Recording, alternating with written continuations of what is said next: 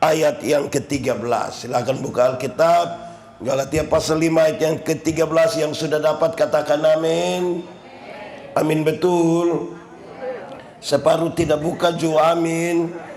Itu tipu. Kita tidak bisa isi kemerdekaan dan tipu-tipu. Tidak bisa begitu.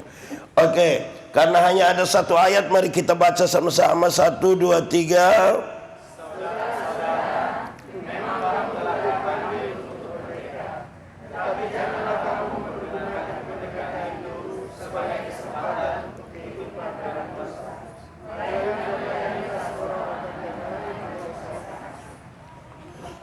Demikian firman Tuhan, dan yang berbahagia adalah setiap orang yang mendengar firman, memelihara dan melakukan dalam hidup setiap hari. Shalom. Sekali lagi shalom. Merdeka. Merdeka. Satu kali lagi merdeka. Dulu itu kalau kita nonton film perang, selalu ada ini kalimat, dan sekira ini masih ada di kita pun telinga. Terngiang sekali ketika bilang merdeka atau mati. Pernah dengar itu kalimat? Merdeka atau?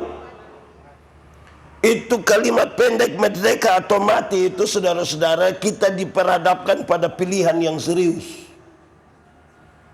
Kalau tidak merdeka ya mati. Tidak ada pilihan lain.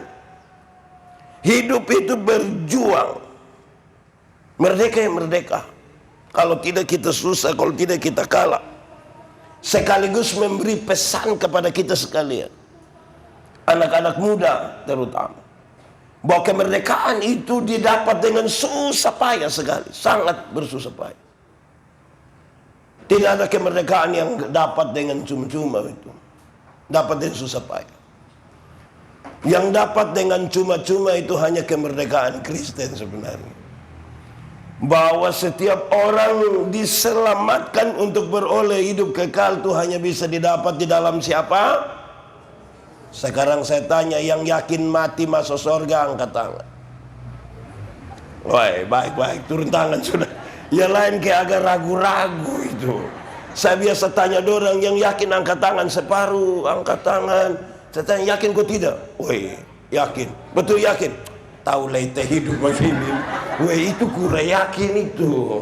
Tuhan berikan ini apa ya, cuma-cuma itu selalu berkaitan dengan begini. Tidak ada balasan. Cuma-cuma itu tidak ada balasan. Saya suka pakai contoh ini. Kalau saya dan dia, kami dua tidak kenal, saya dapat dia pun nomor telepon, saya bilang, kakak, sebentar malam jam 12 bisa ketemu saya di Jalan El Tari depan rumah jabatan gubernur. Kira-kira dia mau kok tidak? Tidak mau. Dia ada ayam satu di rumah, sampai dia ke rumah, kira-kira dia kasih saya itu ayam kok tidak? Tidak, tidak kasih. Terus saya rubah pertanyaannya, saya mau kasih dia Otto baru satu, kira-kira dia mau kok tidak? Yo, saya kasih dia satu Pajero Sport gitu. Harga kira-kira 700 juta, waktu dia dapat ada perubahan perilaku dari dia ke saya kok tidak? Kalau saya pergi dia ke rumah ada ayam, dikasih kok tidak? Saya panggil dia jam 12 malam, dia datang kok tidak? Kenapa dia tak kucupai begini? Karena dia telah dapat sesuatu yang cuma-cuma. Kakak boleh dapat sepuh HP tapi ganti sah 1000. Itu cuma-cuma? Itu cuma-cuma? Kan hanya 1000. Cuma 1000. Ya. Oke, kalau begitu tidak usah pakai uang. Kakak tolong tutup pintu, saya di situ datang dapat HP satu. Cuma-cuma? Cuma-cuma? Cuma-cuma? Yang dimaksud cuma-cuma itu dia kasih saja. Kasih saja. Betapa luar biasa. Nah, saudara-saudara, kalau kita bicara soal ini, kemerdekaan, saya suka ini kalimat kedua yang biasa kalau bicara kemerdekaan ini diperdengarkan. Sekali merdeka, sekali merdeka. Ya, saudara yakin itu? Oke, kalau saudara yakin, saya mau kasih tahu di balik itu kalimat.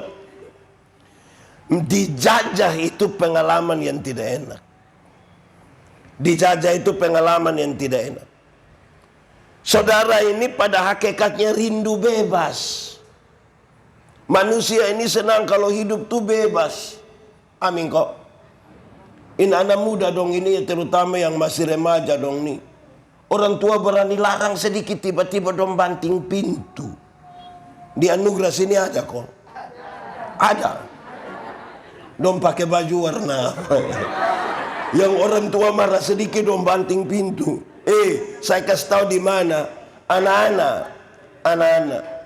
Yang orang tua larang dia kok dia banting pintu itu karena dia belum tahu harga pintu berapa. Kalau dia sudah tahu harga pintu berapa, pintu jati, dia akan tutup dengan hati-hati sekali. Orang pada hakikatnya ingin bebas. Dijajah itu tidak enak. Jangan lagi kembali kepada perbudakan. Jangan kembali pada penjajahan. Kalau sudah terlepas mesti bebas. Tapi ingat tadi, hakikatnya manusia ingin bebas. Dosa di Taman Eden, dosa ialah usaha manusia untuk melangkah melewati batas. Tuhan suatu, semua tanaman dalam taman ini boleh kau makan, yang itu tidak boleh. Waktu dia mau melangkah melewati batas, itu namanya apa? Dosa. Itu namanya dosa. Pada waktu orang bilang jangan ini, jangan ini, jangan ini, mau atur supaya kamu itu bebas, merdeka, tapi merdeka dalam berbagai-bagai nilai. Harus diatur. Lalu saudara-saudara, kita membaca teks ini mengarahkan kita untuk memahami sejumlah hal. Tapi saya mau tanya kita dulu, saudara ada musuh kok tidak? Saudara ada musuh kok tidak? Atau kalau tidak mau disebut musuh, ada orang yang saudara tidak suka kok? Ada dia ada duduk di sini. Ada kok tidak? Coba lihat dia, coba. Kenapa lebih banyak lihat saya? Saudara bermusuhan dengan saya kok. Saya membayangkan saudara ada musuh itu. Saya mau tanya saudara, coba boleh kasih jawaban spontan saja. Kira-kira dari mana datangnya musuh itu? Musuh itu biasa datang dari mana itu? Dari mana? Ada yang bilang musuh datang dari hati. Oh betul lah, kadang-kadang kalau tidak pas dengan kita tuh kerasa karmana kuah. Sepertinya yang disebut teman baik itu harus satu hati betul-betul dengan kita. Pikiran sama, perbuatan sama, semua sama habis baru kita sebut itu teman. Berbeda kita tidak mau. Saudara, renungkanlah sedikit.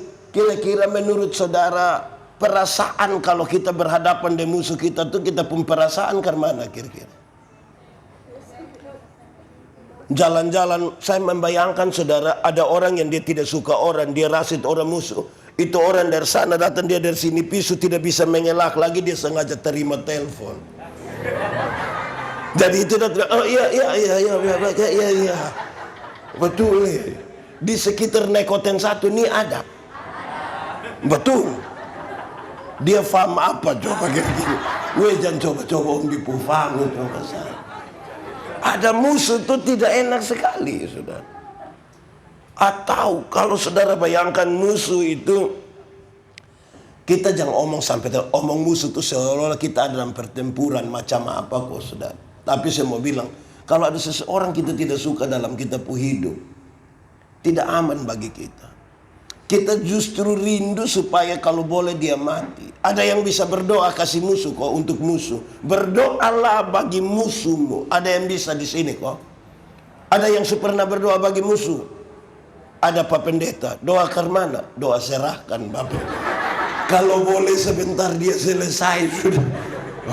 Jangan begitu. Saudara bayangkan kalau ada musuh itu tidak baik. Nah, saya catat di sini saudara, latar belakang yang baik dari teks ini. Kira-kira begini. Ada beberapa guru Yahudi memaksa orang-orang Galatia yang dimenangkan di dalam Kristus oleh Paulus supaya mereka disunatkan dan menerima Kuk Taurat Musa sebagai syarat-syarat yang perlu dilakukan untuk dapat selamat. Kira-kira begitu dong. Serupa-rupanya orang ingin untuk mengatakan bahwa menjalankan syariat-syariat itu jauh lebih penting dari hati yang terbuka kepada Kristus. Jadi kelihatannya orang beragama, tapi rupa-rupanya dia tidak beriman kepada Kristus. Kekristenan ini kan yang paling bawah itu adalah ada agama tapi tidak ada iman. Beragama tapi tidak beriman. Orang yang beragama tetapi tidak beriman itu semua baptis, dia juga ikut baptis. Sidi, dia sidi. Kalau pakai rantai salib, dia juga rantai salib. Tapi beriman, belum tentu. Belum tentu. Saya biasa bilang begini, kita takut setan atau setan takut kita? Boleh jawab. Kita takut setan atau setan takut kita? Atau kita dan setan bakas takut? Kadang-kadang kita kas takut setan, kadang-kadang setan kas takut kita. Yang benar mana? Kita yang takut setan atau setan takut kita? Atau kita bakas takut? Nah, tidak ya? Wah saudara, setan takut kita. Tapi saya bilang, itu kerinduan kita, setan takut kita. Kenyataan membuktikan kita yang takut setan. Kenapa? Ada orang punya agama tapi belum tentu beriman. Alkitab bilang doa yang tiada henti-hentinya membuat iblis ketakutan. Amin kok. Tapi banyak ibu hamil keluar malam don tidak berdoa. Dong ambil paku 10 cm itu. Di anugerah sini ada kok. Sapa pumama jodoh angkat tangan. Ame paku 10 cm tusuk di sini. Gunting lagi, sisir besi lagi. Sebenarnya itu kepala toko bangunan. Jadi itu jadi masalah Ada satu yang suka saya pakai dimanapun, apalagi ini dalam konteks kemerdekaan, perayaan kemerdekaan. Saya biasa tanya begini, kalau tangan kanan gatal artinya? Tangan kanan gatal artinya? Mau? Dapat uang. Kalau tangan kanan gatal artinya dapat uang, maka orang koreng itu pasti kaya raya itu. Pasti kaya raya. Kok itu bukan tangan kanan saya yang gatal, semua bagatal habis itu. Alkitab kasih tahu gitu saudara, satu-satunya cara untuk dapat berkat ialah kerja. Untuk dapat berkat itu apa? Apa? Kerja, bukan bagatal. Tidak begitu. Satu-satunya cara dalam konteks kemerdekaan ini, kerja yang kita bisa pakai untuk itu. Indonesia berapa tahun sekarang? Berapa tahun? Di sini ada yang umur 77. Hampir sedikit. Yang lain sudah. Pak Pendeta, ini lebih banyak umur berapa nih? 30-an 20-30. Oke, Pak Pendeta jang kira-kira. Ini umur 30 Bapak tapi pengalaman 77 ini. Pak Pendeta ini umur 20 Bapak tapi muka ke 77. Ya, tidak apa-apa. Saudara, saya ingin katakan bahwa kita tidak berperang. Kita tidak berperang. Memang nona-nona dong ada yang kena tembak. Sekarang tapi bukan perang. Itu karena fitis sebenarnya. Dulu dong berperang, kita dapat ini kemerdekaan ini dong berperang. Kita tidak berperang, tapi kemerdekaan itu Tuhan anugerahkan bagi kita. Yang mesti kita lakukan adalah mengisinya dengan kerja. Orayat labora artinya itu hanya 75. Yang 100 itu orayat labora artinya berdoa dan bekerja keras.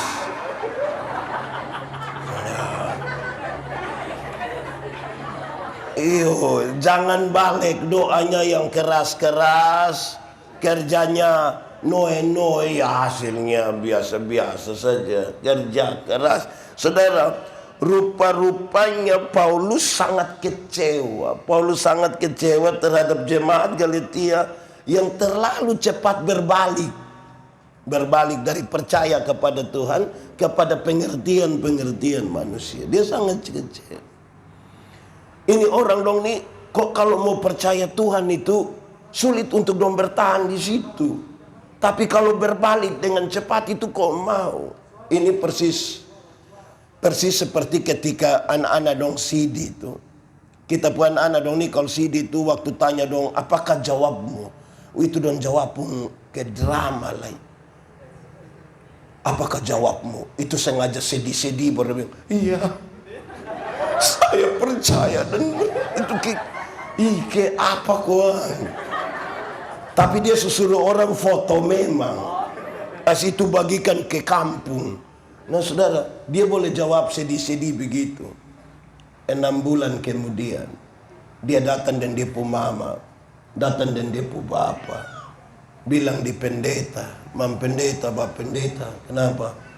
Tolong saya dulu. Kenapa? Tolong saya dulu. Tiap hari tolong lusa. Kenapa?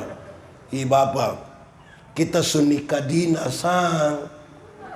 Baru bab tua tidak bisa pindah, hanya beta yang bisa pindah. Terus dia pun bapak bilang, namanya anak dok semua begitu, kita mau bilang apa layang. Terus dia pun mama bilang, orang tua ini pun tugas kan hanya urusan. Sudah terakhir pendeta juga hanya bilang hoan. Jadi kita bikin gampang-gampang sah. Pokoknya semua yang kita semua ngaku bikin gampang-gampang. Sama juga majelis ju. Dong pun mengaku itu ya saya percaya dan berjanji. Tapi as itu Natal don datang satu kali, Paskah satu kali. As itu selanjutnya dong berhalangan hadir. Wah itu memang susah juga. Di anugerah ada. Yang dia habis lama baru datang ada. Oh dia belum merdeka tuh. Dia masih dalam penjajahan itu. Gitu. Itu kadang-kadang jadi masalah tuh buat kita. Kadang-kadang ada jemaat yang dia sumati, baru pendeta bertanya, itu juga kita punya. Iya itu apa dong punya. Selama ini siapa punya? Oh selama ini dong punya. Pernah dengar itu kalimat? Pernah kok? Nah itu, saudara-saudara, kita lebih gampang itu. Rupa-rupanya orang lebih gampang langgar hukum, langgar sumpah di gereja, janji di gereja, daripada langgar sumpah adat. Janji adat itu orang lebih takut. Betul kok? Kalau janji adat dia takut. Tapi kalau janji di hadapan Tuhan dan jemaat itu gampang saja dia langgar, gampang sekali. Paulus kecewa dengan orang-orang yang macam begitu. Terlalu kecewa. Masa kau percaya Tuhan ini kau tidak bisa bertahan sedikit. Manusia begini kalau berjuang, mau ke mana? Paulus itu setengah banyak jemaat karena tangkap masuk penjara. Masuk penjara gara-gara dia tipu kok? Tidak. Karena dia bikin kejahatan? Tidak. Karena dia buat sebuah tindakan yang membawa kerugian bagi bangsa? Tidak juga. Lalu kenapa dia masuk penjara? Karena dia coba-coba mau belajar percaya pada Tuhan Yesus. Keputusan mau percaya pada Tuhan Yesus itu yang membuat dia masuk penjara. Satu hal yang membuat orang sangat sulit untuk mau tetap di situ. Karena banyak orang pikir kalau percaya pada Tuhan Yesus itu berarti semua aman. Itu kalau sakit kepala tinggal tunjuk dalam nama Yesus sembuh. Banyak orang pikir begitu.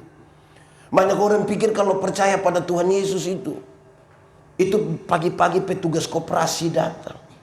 Itu Tuhan kas keliru dia. Jadi sebenarnya masuk di ibu menobek ternyata ibu.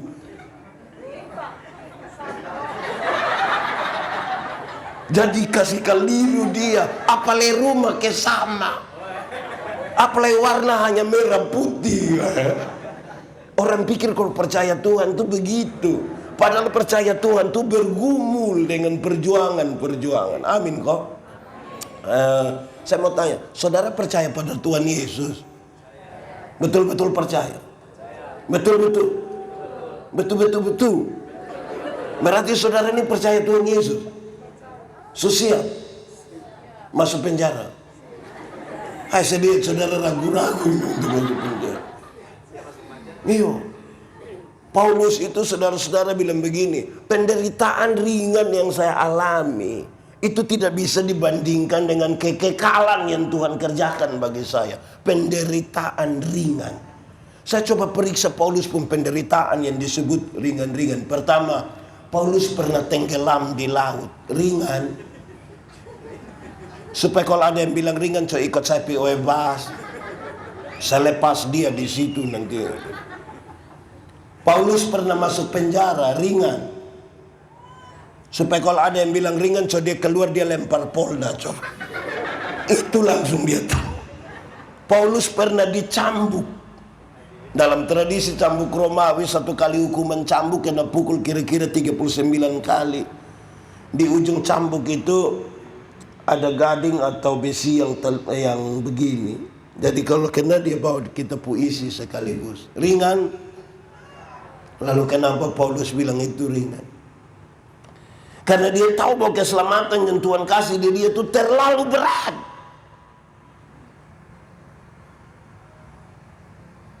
Tuhan dihukum karena kita. Ada kisah lama, orang-orang penginjilan dong suka pakai ini. Saudara tahu, tapi saya kisah ulang saja.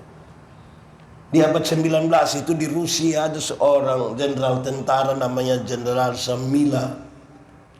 Dia anti pemerintah, karena itu dia bergerilya dari hutan-hutan untuk lawan pemerintah.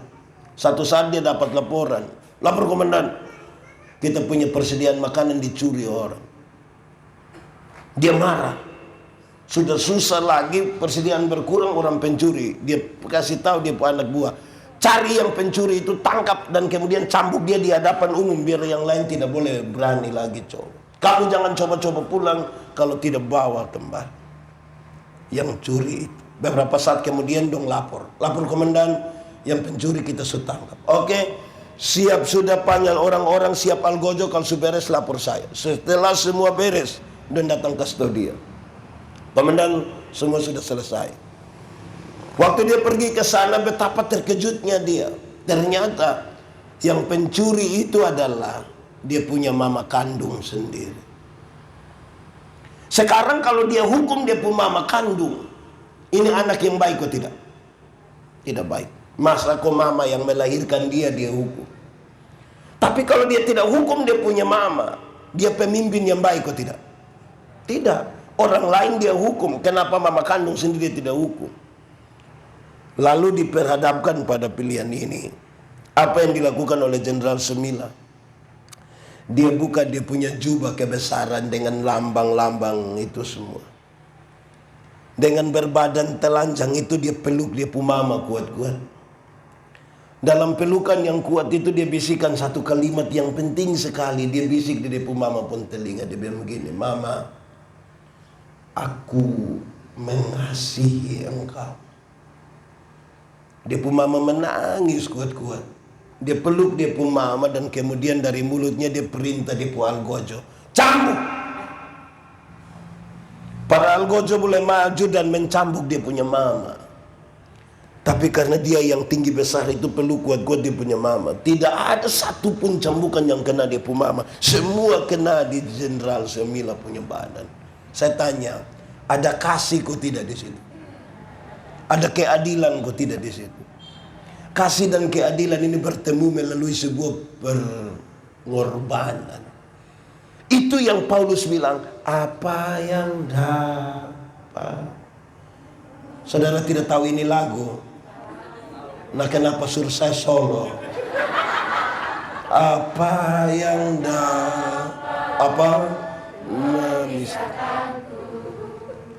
dari kasih-Mu Tuhan. Pertama pakai laparan, ketelanjangan. Ada kok?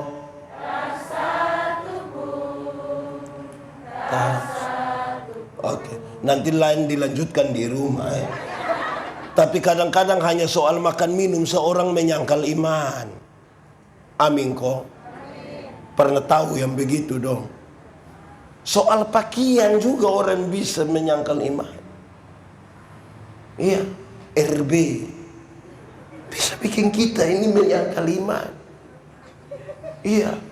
Tapi kadang-kadang juga gara-gara pakaian bikin kami ini menggumuli iman juga. Tein ana dong sekarang pun cara pakai pakaian ini ngiri. Itu buat kami bergumul. Satu saat saya berkhotbah saya bilang begini, ibu-ibu, nona-nona, bisa pakai pakaian yang mini-mini di gereja kok tidak? Saya baru bilang bisa. Kenapa bisa? Karena Tuhan lihat hati, bukan lihat pakaian. Saya bilang betul. Tuhan memang lihat hati, bukan lihat pakaian. Tapi saya yang pendeta ini lihat pakaian, bukan lihat hati. Lu kira lu sendiri dengan Tuhan? Atau lu mau pi Tuhan sekarang? Kamu pakai begitu duduk di situ baik, maka kami yang di muka ini kami pikiran. Kami lihat jus salah, tidak lihat lebih salah lagi. Jadi gara-gara pakaian ini cuma menggoda kita pu iman ini. Apa yang dapat memisahkanku dari kasih-Mu Tuhan? Pertama apa? Kedua apa? Ya. Apa lagi? Cukup, sudah cukup. Yang penting saudara tahu ketelanjangan itu juga berat. Paling tidak suka yang dong pakai pakaian. Tahu pakai begitu susah. Madon naik otot tetap pakai itu. Turun dari mikrolet separuh lagi. Tahu berbeban begitu suruh pakai. Susah betul. Di sekitar ini anugerah yang juga ada. Di Nekoten ini ada. Dia majelis atau jemaat. Ya kira-kira begitu. Oke, baik saudara-saudara, mari kita lihat. Saya ingin sampaikan kepada kita berkaitan dengan tema dan pembacaan ini. Saya mencatat 1-2 hal untuk kita renungkan bersama-sama. Pertama saudara, dalam hal itu semua, kemerdekaan yang sejati, yang paling pertama itu adalah memperoleh hidup yang kekal. Itu paling pertama. Dalam kemerdekaan Kristen itu yang paling pertama itu beroleh hidup yang kekal. Untuk apa badan bagus-bagus, pakaian ketat-ketat, hidup kaya raya, mati masuk neraka? Kurus-kurus, susah-susah, noe-noe, mati masuk surga. Mana yang baik? Badan bagus-bagus, pakaian ketat-ketat, hidup kaya raya, mati masuk neraka. Kurus-kurus, susah-susah, noe-noe, mati masuk surga. Mana yang baik? Mana yang baik? Mana yang baik? Dua-dua tidak baik. Yang baik itu badan bagus-bagus, pakaian ketat-ketat, hidup kaya raya, mati masuk. Tapi kita ini Tuhan baru kasih kepercayaan sedikit, saya langsung lupa Tuhan. Itu hari yang masih honor tuh, keliling semua gereja kau berdoa. Minta kalau bisa dia diterima. Waktu diterima dong bikin syukuran. Gaji pertama semua kasih Tuhan. Gaji kedua, ketiga sampein hari yang tidak lagi. Tuhan baru kasih kepercayaan kecil. Saya mulai lupa Tuhan. Dulu usaha belum besar rajin gereja. Mulai ada kios 2 ini yang tidak pernah baru bilang, habis Tuhan sukasi ini berkat nih. Tidak lihat lagi karmana. Ini di sini juga ada. Ada kok tidak? Ada ikut ini KPI. Cot tunjuk dia. Nah, itu dia pun masalah. Jadi saudara-saudara, yang paling pertama itu adalah kemerdekaan yang sejati adalah kalau kita mati masuk surga. Pekerjaan itu selesai. Tuhan sudah kerjakan bagi kita. Dan setiap orang yang menikmati itu masuk surga itu mesti beritakan sedikit ke orang lain. Saya mau tanya, kalau sebentar pulang dari sini, pendeta kasih saudara uang satu orang 100.000 tiap-tiap orang, senang kok tidak? Cerita orang kok tidak? Pasti ada yang bilang kamu rugi soalnya pi. Wah itu pendeta bagi-bagi uang. Gitu. Sekarang saya mau tanya, Tuhan Yesus mati bagi kita tuh lebih mahal dari 100.000 atau lebih murah dari 100.000? Yakin? Betul-betul. Kalau begitu saya tanya, secerita orang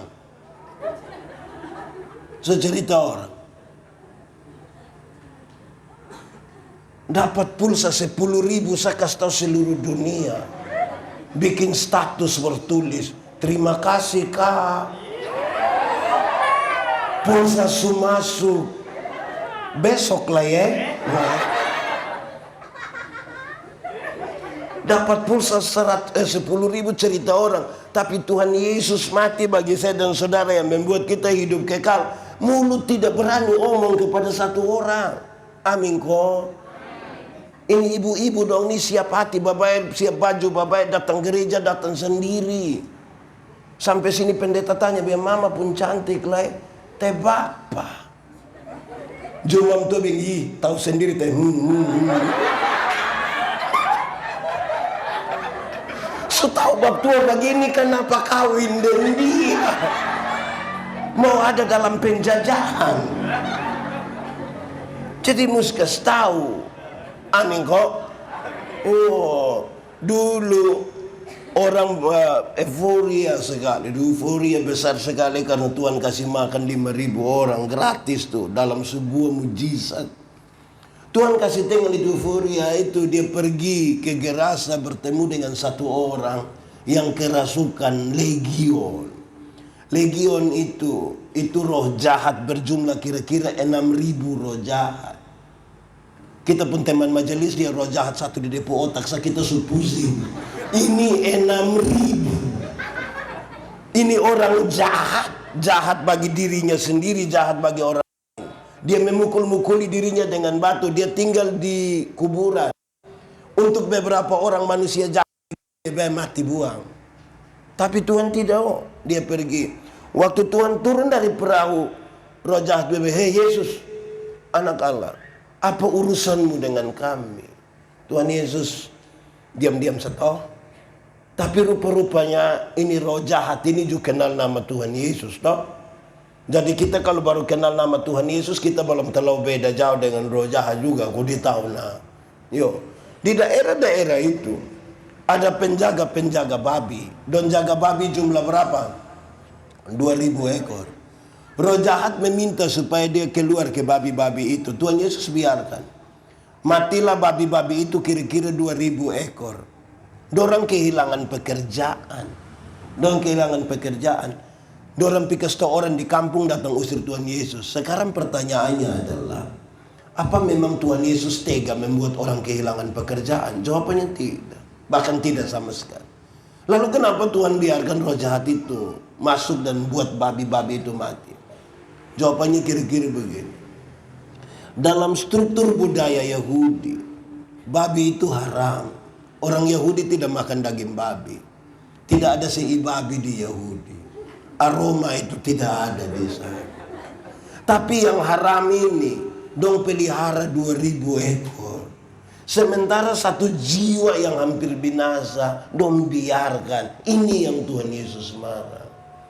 Alangkah lebih baiknya ada 2.000 ekor babi mati daripada ada satu jiwa binasa. Nah sekarang cokali. Kalau babi satu ekor harga 2 juta. 2.000 kali 2 juta. Yang sekolah sejawab. Termasuk yang sekolah online. 2.000 kali 2 juta. 4. 2 kali 2 lebar.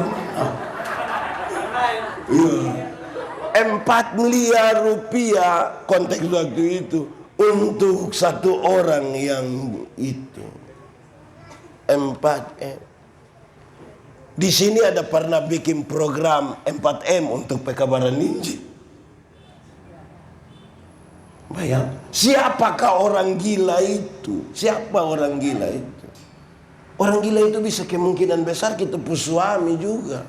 Kita pun istri. Kita pun anak-anak. Kita pun orang tua yang tadi kau bilang gitu. Orang gila. Jadi kemerdekaan pertama tuh kalau kita menikmati surga tuh bersama-sama.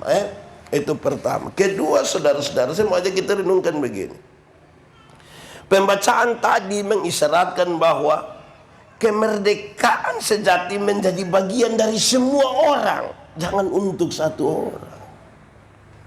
Nanti kita menuju tema ini. Jadi untuk semua orang. Jangan untuk satu orang. Bapak-bapak donju mesti dia. Kadang-kadang yang bapak-bapak donju satu. Dong waktu masih pacaran rajin antar jemput nona pi gereja, latihan menyanyi, apa dong. Bagus. Sunika bab tua su tidak pi gereja lah.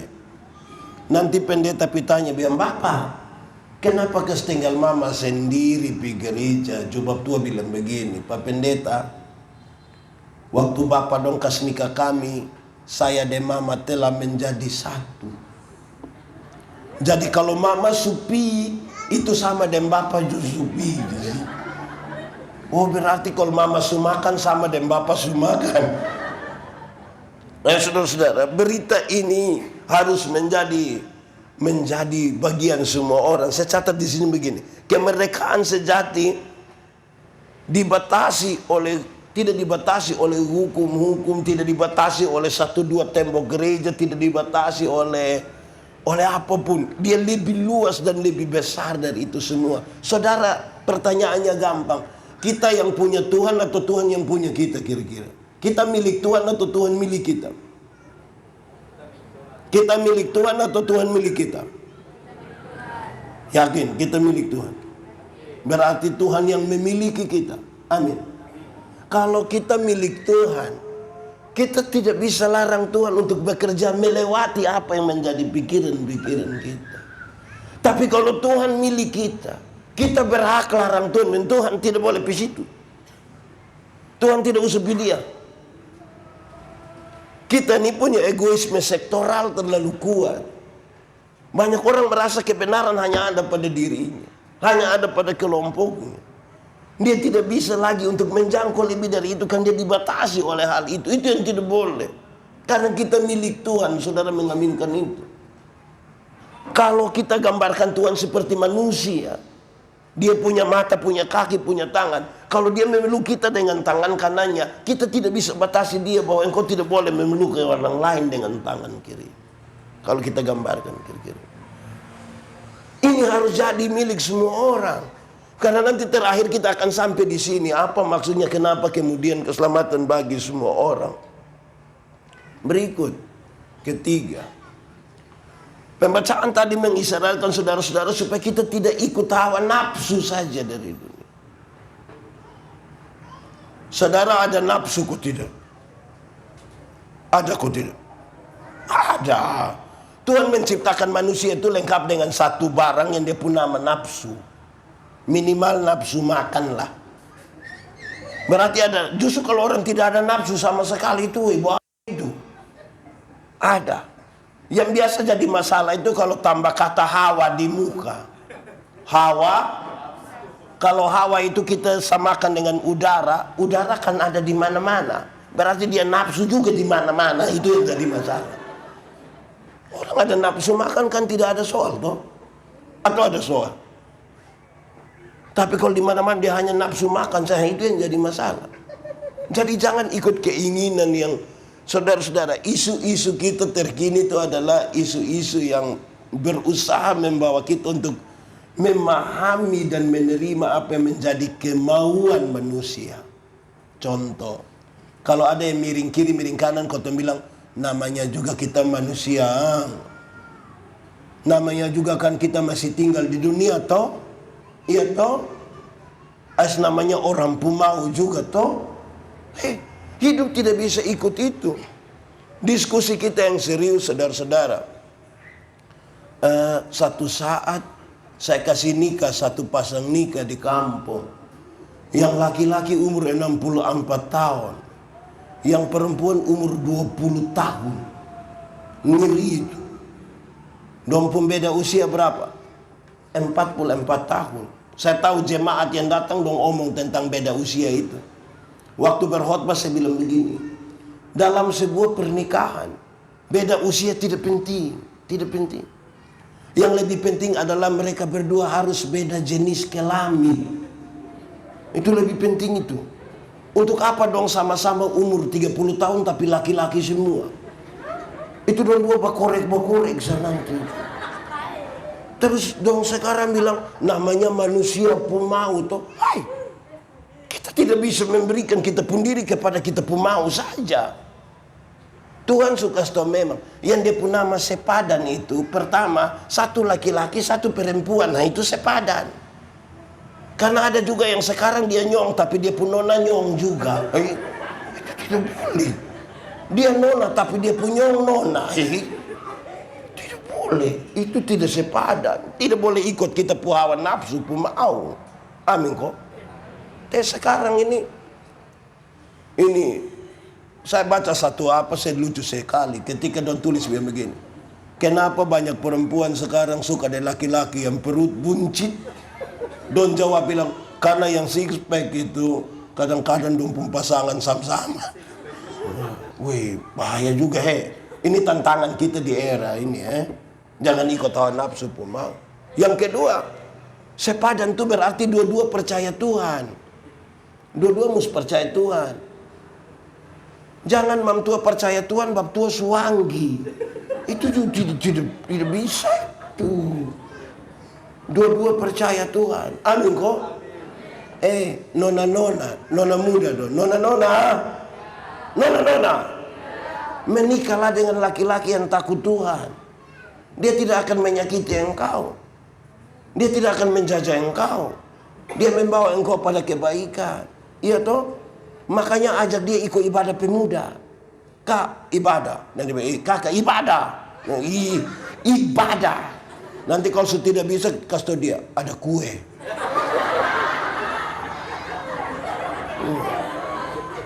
Jangan bagaya. Woi, saudara, jangan cari hanya sekedar dia ada list di sini. Anak muda dong. Kamu sekarang kan sudah zaman yang digital. Beda dengan kami ke atas. Saya umur ini baru 45, ada yang lebih tinggi. Kami kan masih dapat zaman Tustel itu. Tahu Tustel? Itu film hanya 12, 24, 36, ekstra 2. Jadi kami foto tuh hati-hati. Gaya terbaik dulu. Rata-rata laki-laki itu foto bergaya pemain bola semua.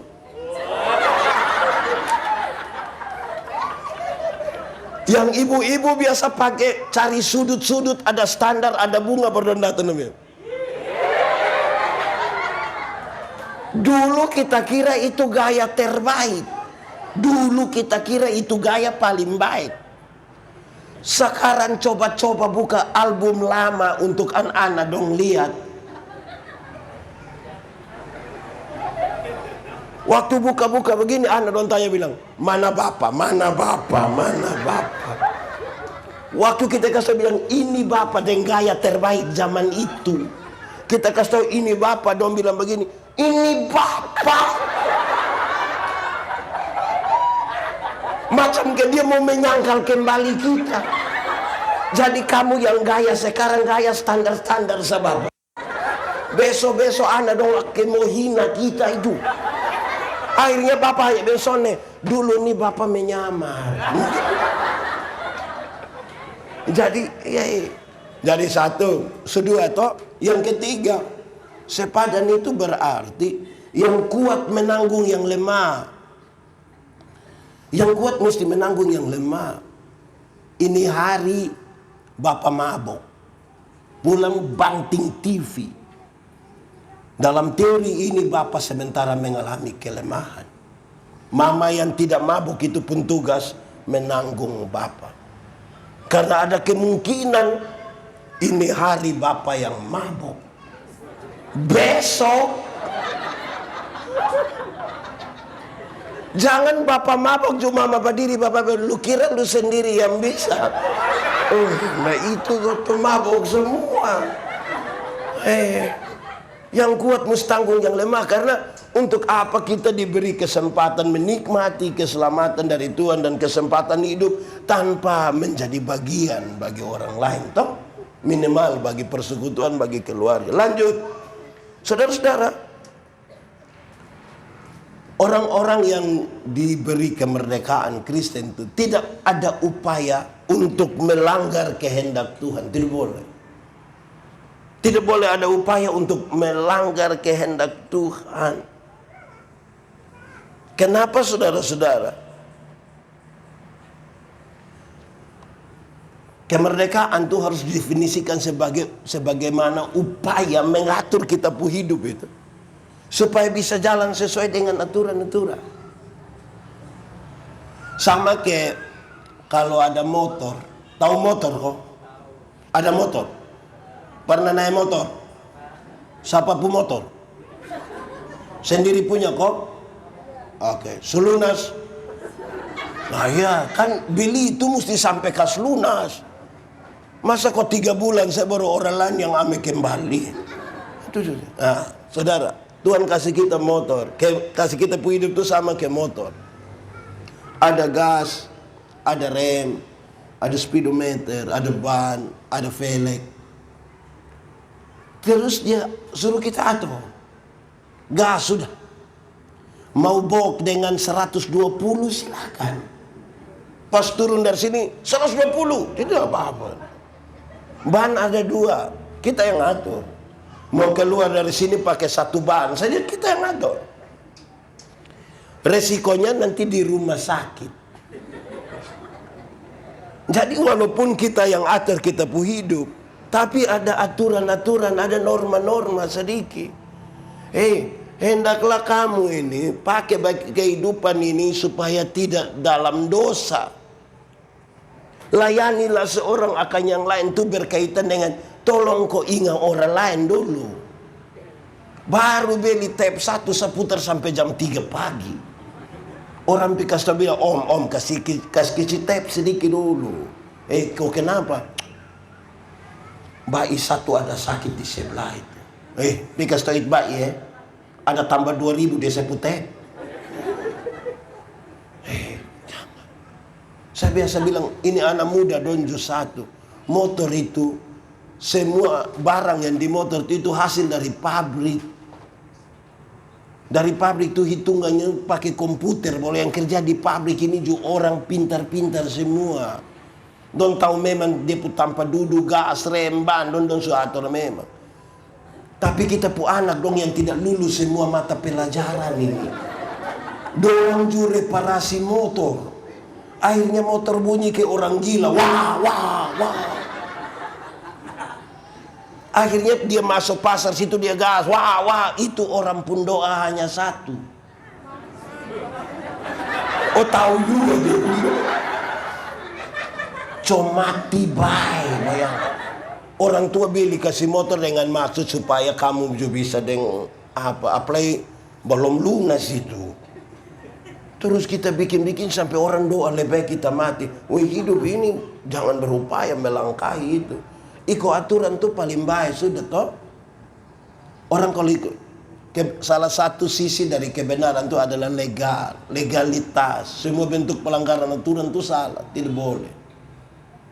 Kalau kita naik motor ada rem, ada helm, ada STNK, ada SIM, semua ada.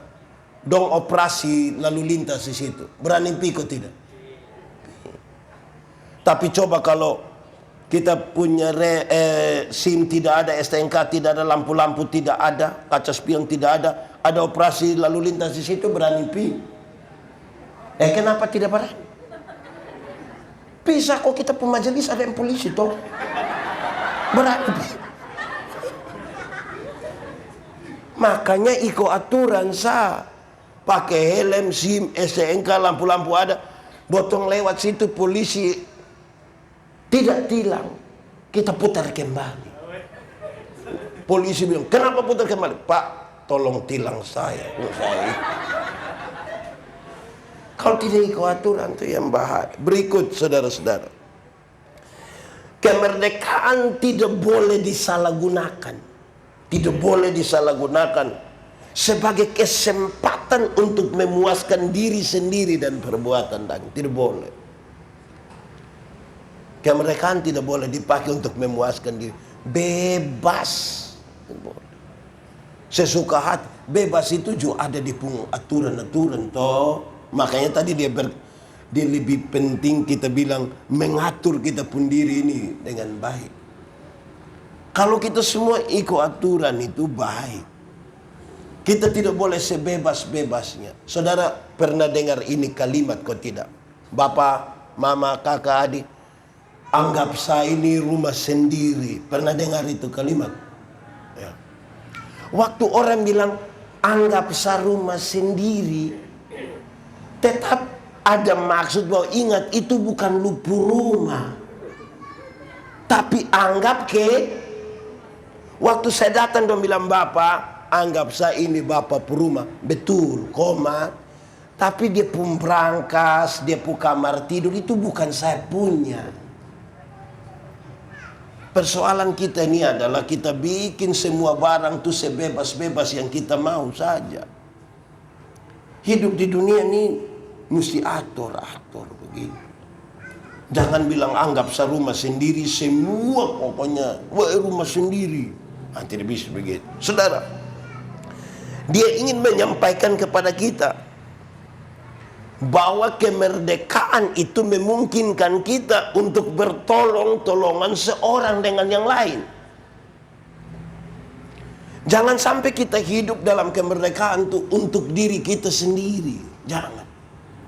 Sejak awal Tuhan sudah atur begitu rupa supaya kita tidak bisa hidup sendiri.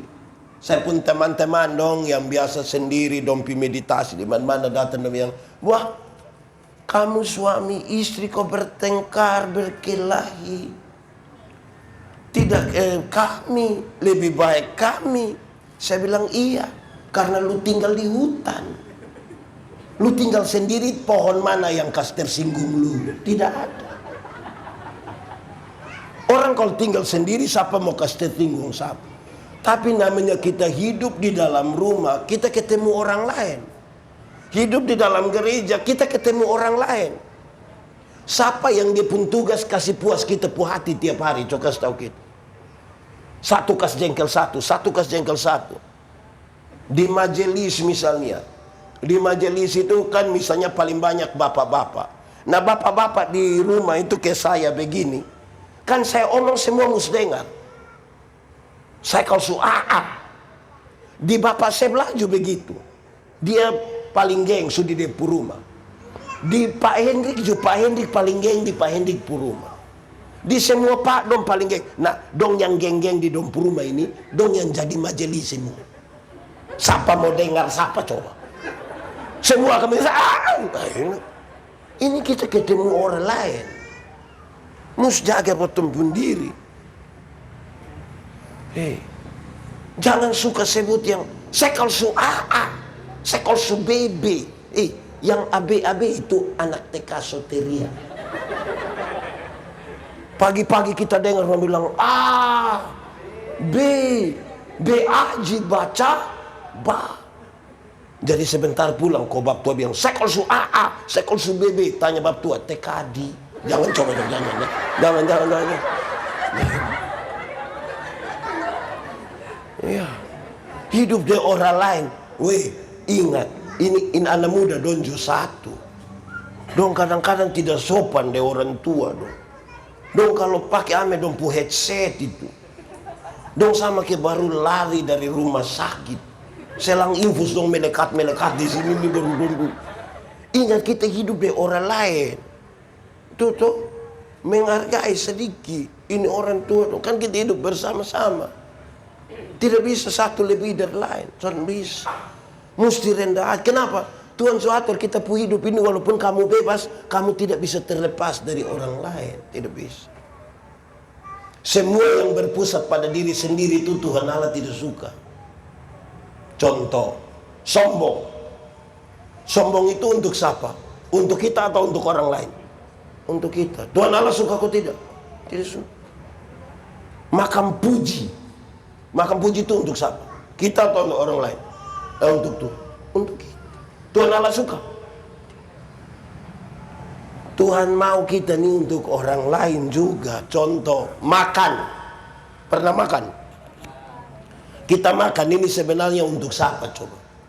Untuk kita atau untuk orang lain? Untuk kita dan orang lain. Contoh, istri dong itu kalau sakit kok dong tidak mau makan. Suami bilang, mama, yo makan. Mam tuh bilang, mama makan. Mam tuh bilang, mulut pahit. Mama makan. Kalau sudah tidak ada bahasa lain, suami dong akan bilang, mama makan teh anak-anak dong masih kecil. Itu mam tua langsung tambah. Mau ini anak dong ada mama baru. Jadi dong makan saya ini untuk kepentingan orang lain. Betul kok tidak? Jadi hidup tuh tolong ingat ame orang lain dulu. Karena botol merdeka bukan untuk diri sendiri. Layanilah seorang akan yang lain. Amin kok. Ya. Kedua, ada nama. Kita ini ada nama kok tidak? Ada kok tidak? Ada nama. Kita pun nama ini untuk siapa? Untuk kita atau untuk orang lain? Untuk kita dan orang lain. Sebab tidak ada orang memanggil namanya sendiri. Siapa yang mau makan dia bilang, Yandi, pergi makan. Dan tidak ada. Kita pun nama ini berdimensi orang lain. Jangan bagaya. Yuk, kita pakai pakaian. Betul kok tidak? Nah, kita pakai pakaian ini untuk siapa coba? Untuk kita atau untuk orang lain? Kita dan orang lain. Sebab kalau kita sendiri kan tidak pakai itu tidak apa-apa. Kita bisa jalan-jalan saya begini. Tapi karena ada orang lain itu kita pakai pakaian. Supaya jangan ketemu orang-orang. Jadi,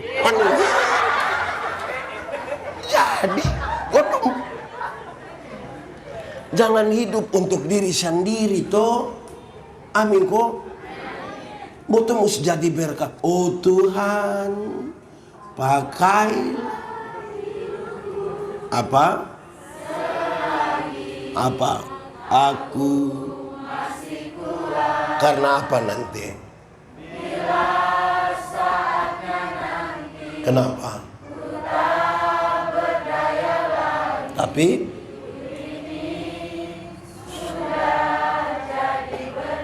akan ada satu waktu kita tidak berdaya lagi.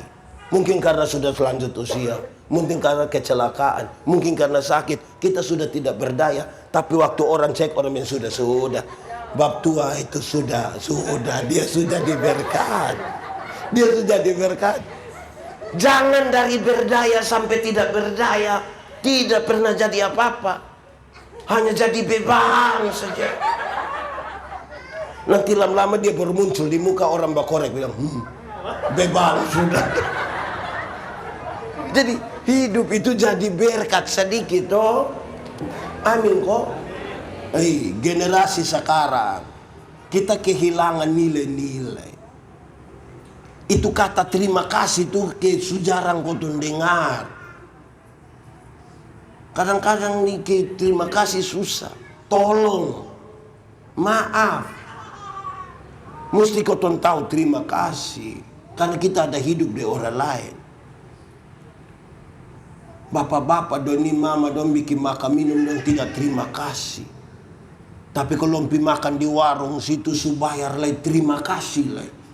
Kadang-kadang lo janji itu mbak, yuk besok saya datang lah ya. Terima kasih. Jadi bapak-bapak, coba sebentar malam pulang mama siap habis makan, coba bapak bilang di mama, mama terima kasih. Itu memtua pikiran. Paling tidak dia pun pikiran ada dua. Pertama dia pasti pikir begini. Tahu roh apa sungai itu.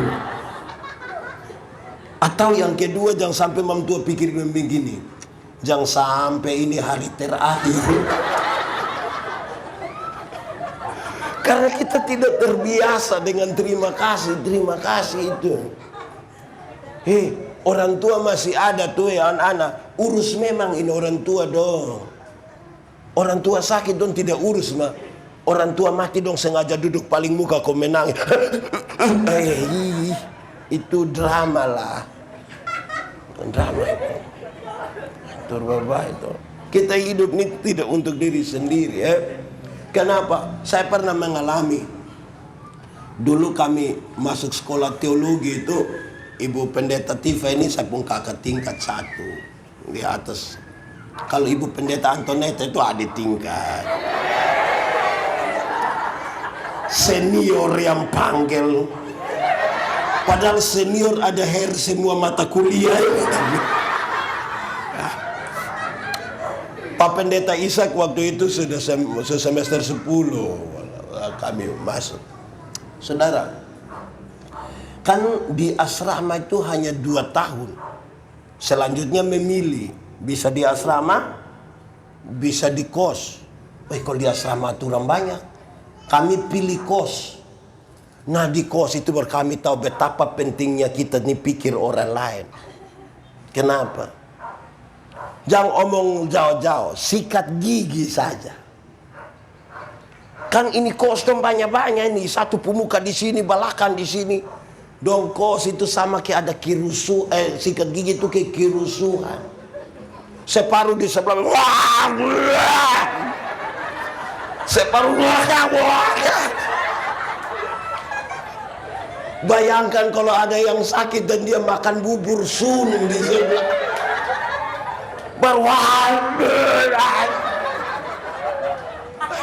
Hidup ini tolong. Ya kalau kita tidak mampu memberi, minimal kita tenggang rasa lah dulu dari orang lain kok. Amin kok. Yo. Kita memang bertengkar rumah tangga dari rumah tangga. Maksudnya dalam rumah tangga itu ada pertengkaran toh. Namanya bapak mama suami istri ini tinggal sama-sama pasti ada. Tapi yang ingat orang itu beda dengan yang sun ingat orang. Yang ingat orang itu dong bakal itu dong puana dong justru tahu. Yang tidak ingat orang tuh yang dia berdiri bapak di muka pintu baru maki hancur dari ujung kaki sampai ujung kepala. Kita kira dong semua babunuh, malam kita lewat berdoa ada ketawa. Nah yang tadi mau berbunuh mati itu. Di Nekoten 1 sini ada kok. Ada. Dong faham apa ya? Saudara, memang jadi berkat. Saudara, saya mau kasih saudara. Untuk jadi berkat itu tidak butuh harus sampai kaya dulu. Amin kok. Kapan kita kaya, cokas to saya? Apalagi saya lihat muka kayak kita ini susah kaya.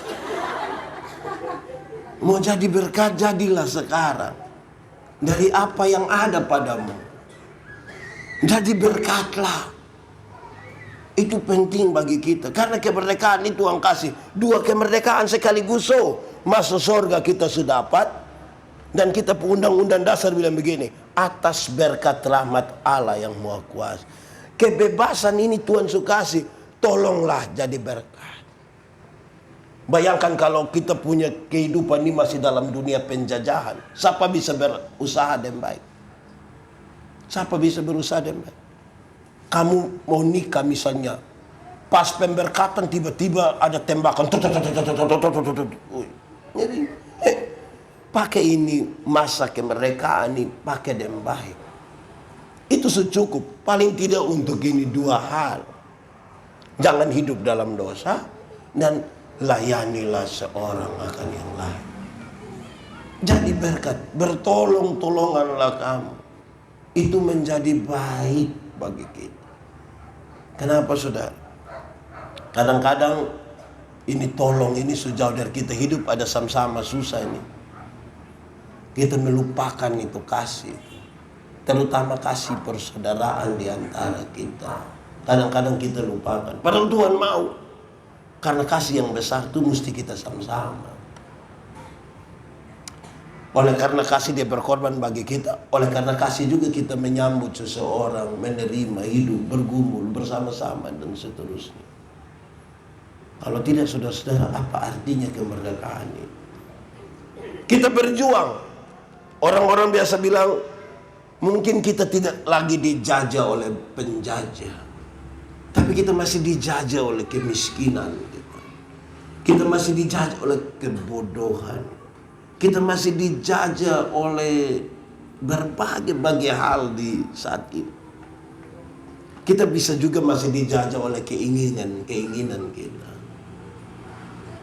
Bayangkan kadang-kadang nih kita terima itu bantuan tunai langsung tuh. Tapi dia hanya lewat karena baru dengar mau terima ini hari kita kas habis semua di bon. Jadi dia datang dia langgar ikut kita. Keinginan kita terlalu banyak. Keinginan itu kadang-kadang membuat kita berusaha untuk berargumentasi begitu rupa bahwa itu keinginan benar. Dulu baru mau beli HP kan bagi kita HP apa saya boleh toh. Kok yang penting saya halo di sini dia berbunyi halo di sana. Maka kita beli pertama tuh Nokia 3315. Dia pakai senter. Dia pembunyi bilang tidit tidit. tidit. Dalam perjalanannya, orang mulai pakai Android, kita mulai bikin argumentasi bahwa betul ini HP tahu suka kenapa kuang. Ini ganti. Nanti kalau kita lihat orang pun lebih baik, kita kepingin ganti lagi. Tidak apa-apa juga. Tapi sesuaikan dengan kita pun kemampuan toh. Amin kok. Untuk apa dia pakai HP yang 25 juta? Padahal dia pun penerimaan 2,5 juta. Yang sisa yang 22,5 itu di mana? Jadi atur begitu. Satu saat kami bercerita di Ende. Kami bercerita main-main saja. Tapi Om Pendeta Markus pun kalimat ini menarik ketika dia bilang begini. Kenapa orang-orang Cina lebih kaya dari kita orang lokal? Kami pikir terus beliau bilang begini. Ini dia pun soal ada di pelajaran bahasa Indonesia SD. Apa hubungan kaya miskin dengan bahasa Indonesia? Beliau bilang begini. Kalau bosan baca ini bahasa Indonesia SD, dia tulis bilang begini. Ibu pergi ke pasar untuk berbelanja. Tapi coba kamu baca orang Cina pun. Ibu pergi ke pasar untuk menjual. Nah ini dia pembeda. Karena kita didoktrin terus-terus pergi ke pasar itu untuk berbelanja. Maka hitung kebutuhan 10 juta. Waktu dapat 10 juta kok kurang Semangat untuk kas habis itu lebih tinggi. Tapi kalau orang pergi untuk menjual, dia harus atur begitu rupa supaya ini nih dapat untung sedikit kok. Kita pun semangat membeli ini melebihi apapun yang ada di dunia ini. Atur diri baik-baik untuk itu. Semangat untuk hidup seperti orang lain. Saya pernah bilang saudara, saya protes mama-mama dong, bapak-bapak dong yang pi pasar dong bawa ini telur ayam kampung ini 4 butir. Dong jual 1 butir 2.500. Kalau 4 berapa? Waktu dapat 10.000, 7.000 dong isi pulsa. Tinggal berapa? Tinggal 3.000 itu dong beli super mie. Itu yang saya marah. Saya bilang, di super mie itu hanya ada gambar telur. Bagaimana kamu bawa telur asli dijual untuk beli gambar telur? Itu otak parah itu. Gambar lain setengah saja. Itu sama dengan kita jual pisang di pasar, pulang kita beli bawa keripik pisang. Makanya saya kasih dong, mulai hari ini kalau saya datang di rumah jemaat, jangan kasih saya biskuit, jangan. Dong bilang kok kenapa? Jangan kasih. Bapak kok kenapa? Kok bukan bapak datang tiap hari? Tidak usah kasih. Kasih saya pisang, ubi, kelapa, cukup. Kok bapak kenapa? Saya pikiran kalau kamu kasih saya biskuit. Kok kenapa kalau pikiran kalau kasih biskuit? Karena saya ini setiap kali mau makan kamu bu anak dong dari belakang pintu itu dong begitu.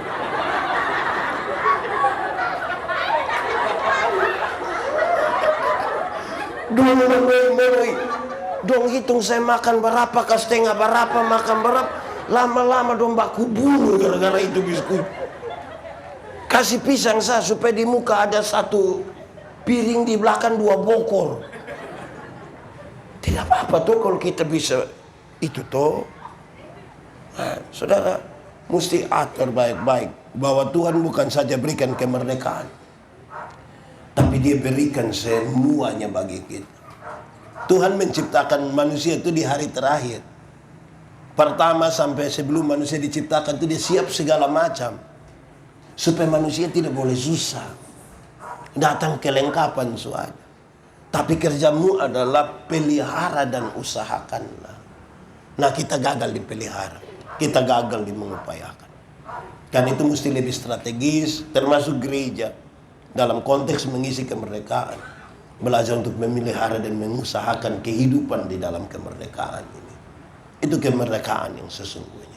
Tuhan memberkati kita. Mari kita tunduk kepala di hadapan Tuhan. Kita angkat hati kita kepada Tuhan. Firman Tuhan berkata, kalau kamu dengar suaranya, jangan keraskan hatimu. Minta Roh Kudus lembutkan setiap hati yang keras. Dan biar kita pulang dengan sukacita. Sampaikan sesuatu kepada Tuhan di dalam doa. Ini persoalan pribadi, tidak perlu orang lain tahu pun tidak apa-apa. Nikmati 1-2 menit bersama Tuhan. Tuhan telah memberikan kepada kita 2 kemerdekaan. Kita mati masuk surga. Dan sebagai bangsa kita telah dibebaskan dari penjajahan yang cukup lama. Dalam mengisi kemerdekaan sebagai orang-orang Kristen yang merdeka, mesti berbeda dengan orang-orang lain yang tidak percaya pada Tuhan. Kita percaya Tuhan siapkan hati kita, hidup kita menuju masa depan. Kau hiasi kehidupan. Kita nikmati 1-2 menit bersama dengan Tuhan malam hari ini.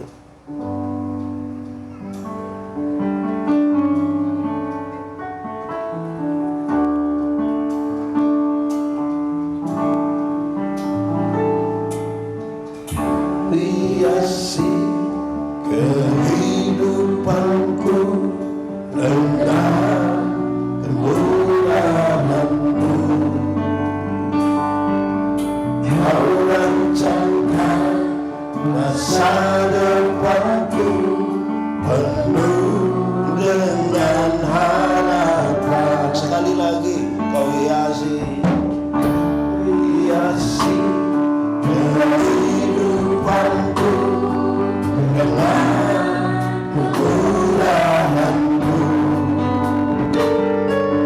Kau rancangkan masa depanku penuh dengan harapan. Sama-sama semuanya, aku ada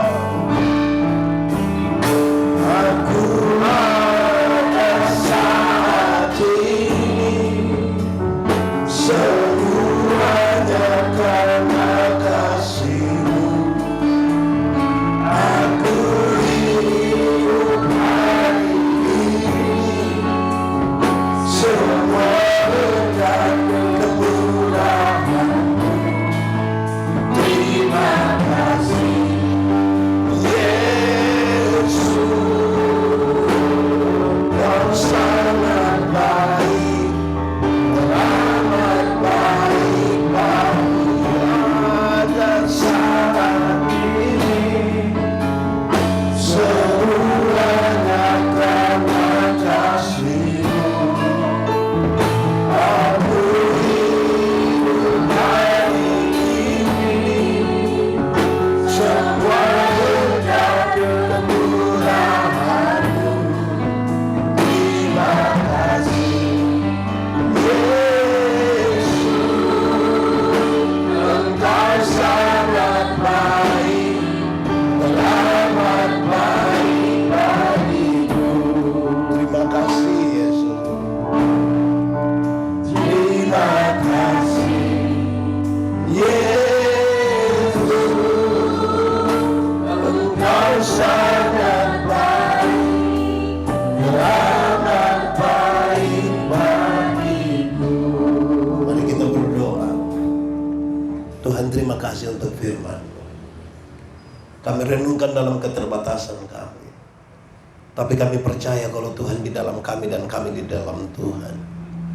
Benih-benih firman ini akan bertumbuh dan berbuah dalam hidup kami.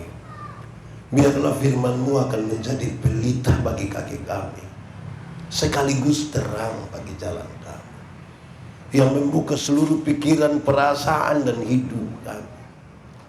Untuk dari sehari ke sehari kami hidup menurut apa yang Tuhan mau. Kami bersyukur untuk kemerdekaan kami.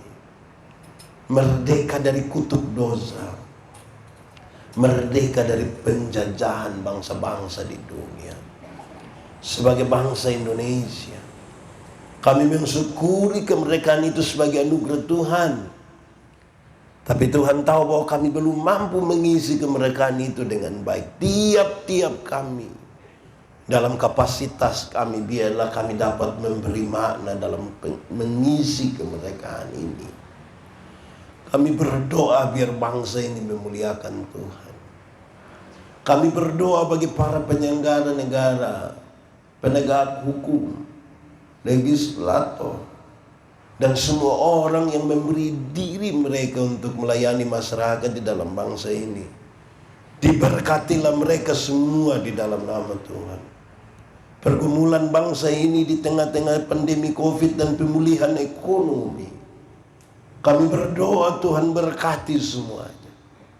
Sebagai bangsa, sebagai masyarakat, yang perlu kami lakukan, biarlah kami lakukan itu dengan baik.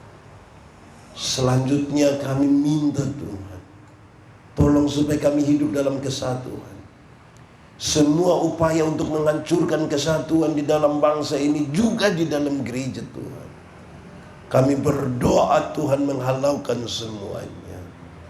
Kami percaya Tuhan, hanya Engkau lah yang mampu menjaga ini semua. Kami berdoa Tuhan memberkati setiap kami dalam kerja, usaha, dalam relasi, dalam sekolah, upaya mendapatkan pekerjaan, pasangan hidup, dan semua yang menjadi bagian pergumulan kami minta di dalam Tuhan. Tolonglah kami karena Engkau lah yang dapat menyelenggarakan semuanya. Terima kasih hari ini bersama-sama dengan semua saudara yang ada di Gemit Anugerah Naikoten 1 di Kupang. Kami boleh berdoa mensyukuri 77 tahun kemerdekaan Republik Indonesia. Panitia atau semua UPP dan semua saudara yang telah memberi diri mereka untuk pelayanan ini, diberkatilah mereka di dalam nama Tuhan. Satu hal yang kami percaya dalam persekutuan dengan Tuhan, tidak ada jerih payah yang sia-sia. Kami berdoa bagi semua yang mengambil bagian dalam ibadah ini.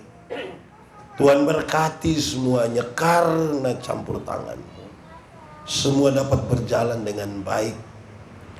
Bagi seluruh jemaat kami berdoa, yang sakit Tuhan sembuhkan, yang ragu-ragu Tuhan berikan iman, yang berbeban berat Tuhan berikan kelegaan, yang putus asa Tuhan berikan harapan, yang sakit, yang menderita Tuhan bebaskan mereka semua, yang berduka cita Tuhan berikan penghiburan. Terima kasih semua orang yang memberi dukungan terselenggaranya acara ini secara moral maupun material. Tuhan berkati mereka. Terima kasih. Kami ingin bangsa kami lebih baik. Kami ingin Indonesia penuh kemuliaan Tuhan. Kami ingin bahwa semua orang percaya kepadamu akan berdiri bagi bangsa ini. Terpujilah namamu Tuhan. Terpujilah namamu. Kami akan pulang dalam sukacita. Bukan karena kami tanpa masalah, tapi karena kami sungguh tahu bahwa Tuhan tidak akan pernah biarkan kami sendiri. Terpujilah namamu. Di dalam nama Yesus kami berdoa. Amin.